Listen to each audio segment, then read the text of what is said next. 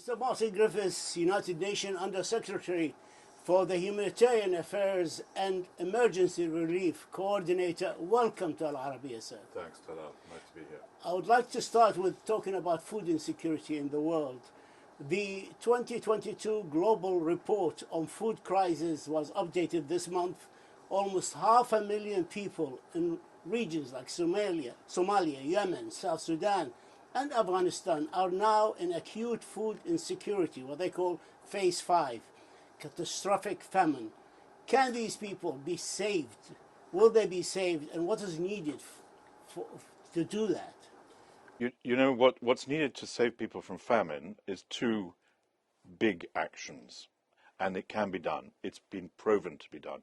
One is getting money up front before people start to move, before people lose their livestock, which is what we've seen in Somalia. Somalia has 3 million livestock dead, killed off by the drought. Get money up front and put it to work to help people preserve their livelihoods and their lives. Because of the geopolitics of the world today, that money has not been forthcoming in places like Somalia. I was there recently. Secondly, climate money, for God's sake. Let's have climate money, all the promises made, and let's have that money invested in the countries which are suffering the consequences of climate, like Pakistan, Somalia, and the Horn, and put that money to work to build what we call resilience, alternative ways of life. Talal, in parts of the Horn of Africa, there will be no more pastoralism. They've lost their livestock, the drought keeps going, the rains keep failing.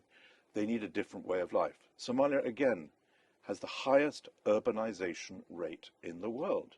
Why? Because people are desperately looking for a way out from the predicament caused not by themselves, but by climate. The United Nations helped to broker the Black Sea grain deal signed on the 22nd of July, and you were right in the center of this, between, of course, Ukraine and Russia and Turkey and the United Nations, and enabled the resumption of exporting Ukrainian grain and Russian grain and fertilizers through the Black Sea. Yeah. Now the deal has a 120 days lifespan, and it's renewable. But the Russian President Putin has been suggesting that they might not want to renew it. If it was not renewed, what would the likely response of the United Nations be, and what is the effect in the world? Well, it would be a huge mistake not to renew it. And in our contacts with the Russian authorities, which are daily in that coordination center in Istanbul, we are acting entirely on the premise that this will be renewed. Why? Because the world needs it. So far, Talal, from a standing start, from early August until now, 4 million tons of grain have come across the Black Sea from Ukraine. That's the kind of level of export that was taking place before the war. So it's an astonishing performance, very efficient deployment of grain inside Ukraine, and then this cooperation between the parties in Istanbul. We need it to go on. It's not enough. We need, as the Secretary General has said today to the General Assembly, we also have a fertilizer crisis. We need fertilizer from Russia as well as from elsewhere to be moved quickly out to the global south. Otherwise, we will not have grain next year because people won't plant.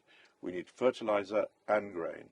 And it's an astonishing performance and an astonishing achievement that the two warring parties, Russian Federation and the Ukrainian authorities, came to agreements with us, not with each other, but with us and Turkey, to do what is right for the world. It's what the SG describes as a beacon of hope.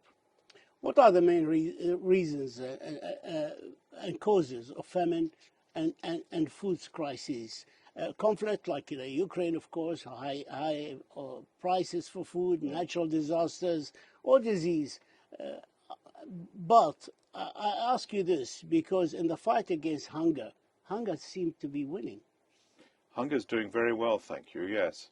Again, quoting the Secretary General, when we were together in Pakistan, and he would say to all he met, as well as to the media, he said, that humanity had declared war on nature, and now nature was fighting back and biting back. And so it's climate, climate, climate, climate. 4 successive rainy seasons failing in the Horn of Africa, a 5th and a 6th likely. That's never happened before. That's climate change. The floods in Pakistan that we've all seen, an extraordinary downpour, also exacerbated by the melting of the glaciers in the north of the country. That's climate. Now, these are countries which have done very little to cause the climate problems that we have. But where is the help going for their undeserved predicament from the pledges that have been made by the G7 and other countries to help these countries? Well, I tell you, those pledges need to come through with real money to help those governments survive these shocks, because the shocks will continue. Talking about money, how much money is needed to win the fight against hunger? And is the international community living up to the task? Well, there's a lot of money being pledged. I don't have an overall figure for Yeah. how do you defeat hunger. A lot of money being pledged in humanitarian response. But the humanitarian response to hunger is just one of many necessary responses. We need development and structural finance to promote basic services, to enable people to live where they live and not move away. We need climate adaptation financing to build climate-resistant structures. In Pakistan, you're going to have to build back roads and walls and dams built now to specifications to resist what we know will be another onslaught from the sky and the north next year. Money like climate adaptation, which has been pledged, is perfect for that purpose. How's the Arab world faring in this aspect? Well, I was meeting yesterday with the head of the Presidential Council of Yemen, for example, Rashad al-Alimi. And again, Yemen has had no support from climate financing, but Yemen can certainly claim that it's had impact of climate change. And I think it's the same throughout the Gulf. The Gulf, of course, is able to afford largely to maintain its own services. But the world needs to be what Antonio Guterres says, it is a matter of justice to assist people being affected by climate change. It's not generosity, it's justice. On Yemen, you just mentioned the 33 million people in Yemen urgently need humanitarian aid, but only less than half of the United Nations humanitarian response plans has been funded. What is the solution? More money. But they're not giving. But there are pledges made. You'll remember that both the Saudi leadership and the Emirati leadership made pledges to Yemen, very considerable ones, not very long ago. And those pledges haven't come through yet in sufficient in actuality. That's what needs to happen, is those pledges, those promises made. But I mean, they are being slowly implemented. They need to be implemented quicker. I will be meeting with officials from both governments here in New York this week, and that's the message I'll be giving. You talked about Somalia, but you also went with the Secretary General to Pakistan. More than 33 million people have been affected by the deadly floods. 554 children lost their lives in these floods. You mobilized 57 million from the emergency response, and you led an appeal, emergency appeal, a flash appeal of $160 million for this crisis.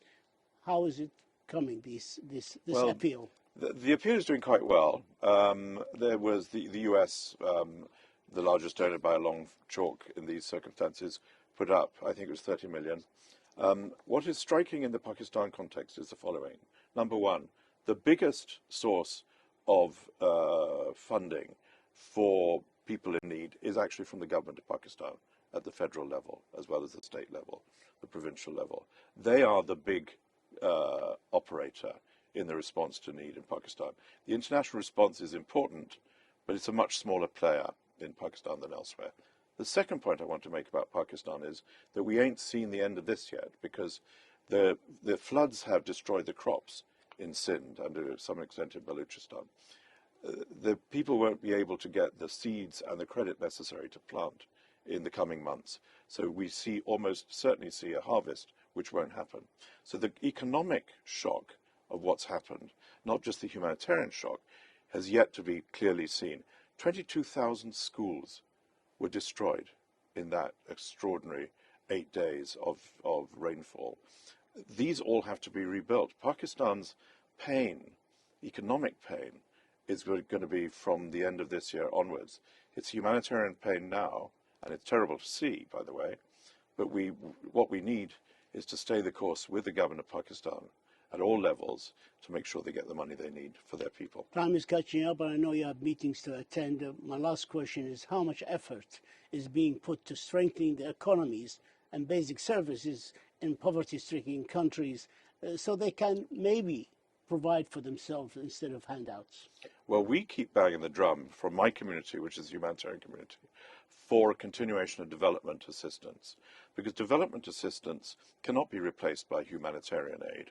We are not the same. We have different skills, we have different sources, and it's often the unfortunate case that development assistance is either reduced because of humanitarian aid going up or stopped altogether in some countries, as you know, Afghanistan, Syria, and elsewhere.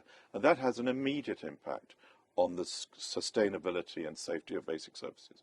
Without basic services, people move naturally enough. They move to where the clinics are. They move to where a school may be. They move to where they may actually make a living. And what we all need to understand is that when people move, we're already too late to help them have a prospective future. So development assistance, please, let's have more of it.